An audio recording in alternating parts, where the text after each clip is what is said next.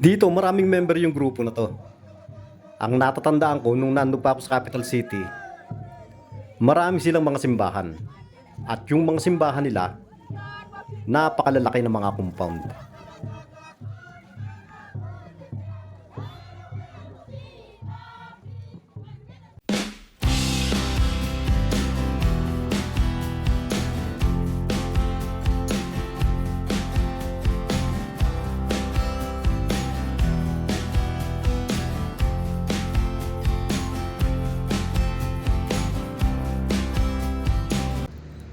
Magandang araw mga kabayan.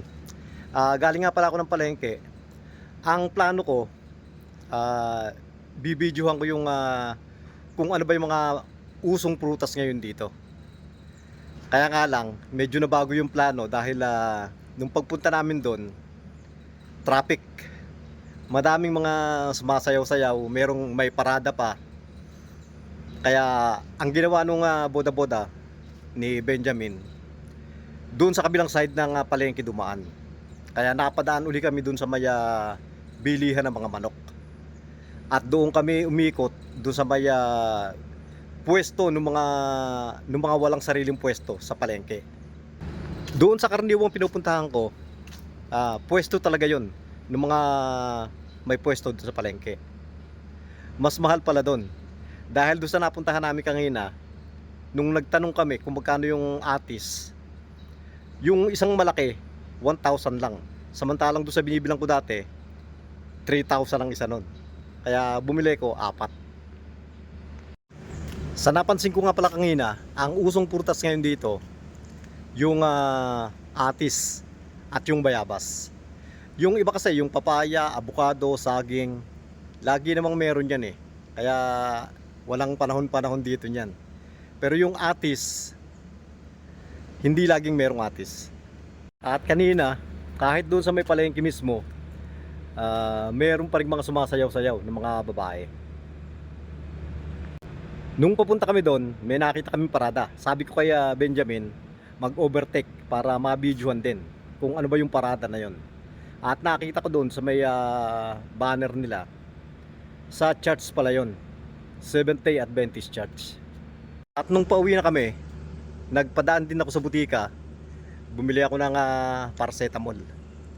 Nung isang araw kasi medyo sumakit yung ulo ko, at iisa na lang pala yung paracetamol ko. Kaya bumili na ako. Eto nga pala, ang bili ko dito 2,000. At eto pa po yung mga ibang video na kuha ko kanina. Sana po magustuhan nyo rin. May init uli ngayon.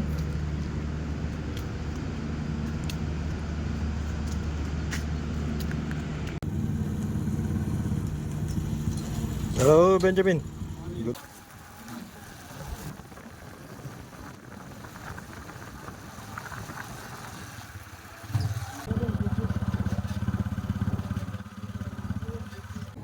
Ito yung parada na nadaanan namin kanina.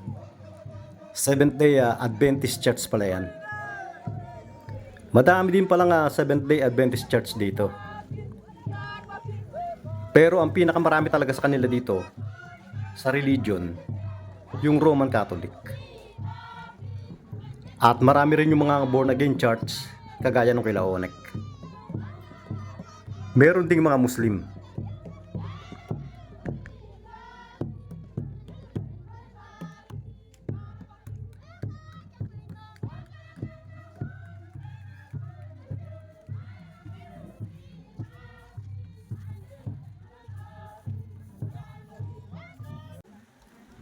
At dito naman yung pwesto ng bilihan ng mga manok.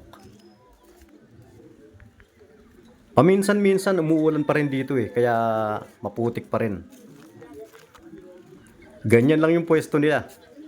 Magkakasama lang yung mga manok, tapos yung mga may-ari, nandun lang sa isang lilim, nagkwekwentuhan lang.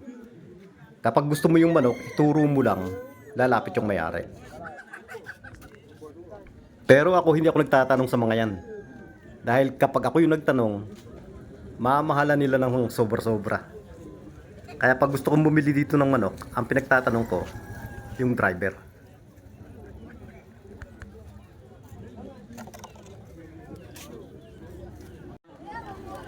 At dito naman nakapwesto yung mga walang sariling pwesto dito sa palengke.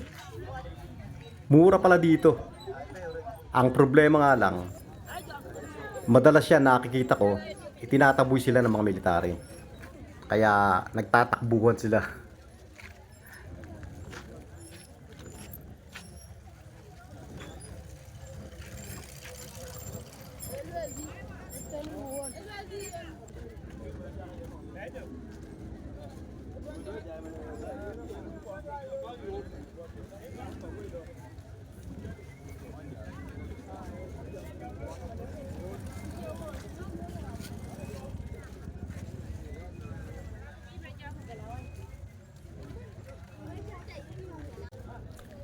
Dito naman ako lagi namimili. Ito yung talaga may mga sarili talagang pwesto dito sa palengke.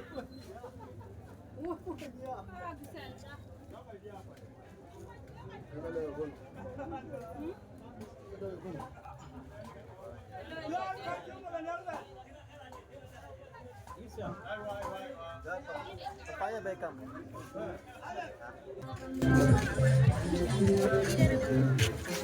Bandi manguna. Bandi ko yo. Roka na de bansato. Bilen ku jala duanga di mo. Lemu ka. Woto ma no be.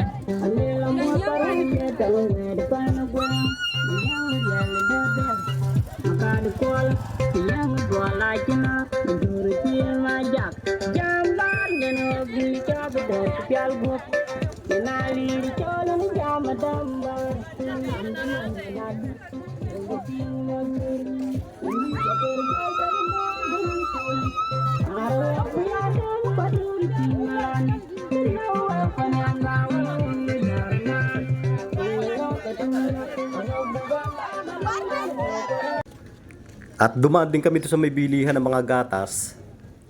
Bumili si Benjamin. Dati bumibili rin ako ng ganyan eh. Kaya nga lang, nawalan ako ng gana nung nakita ko kung paano yung ginagawa nilang proseso. Pinagsasalin-salin lang yung mga gatas na yan. At yung mga ginagamit nilang mga bote, mga plastic bottle, minsan parang hindi malinis eh. Oil coming from the meat. Need the meat so that they produce the oil.